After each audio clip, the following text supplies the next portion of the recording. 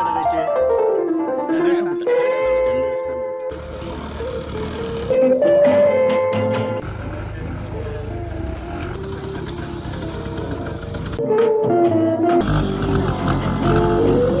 அன்று வந்ததும் இதே நிலா, என்று வந்ததும் அதே நிலா, என்றும் உள்ளதே நிலா, இருவர் கண்ணுக்கும் ஒரே நிலா, இருவர் கண்ணுக்கும் ஒரே நிலா.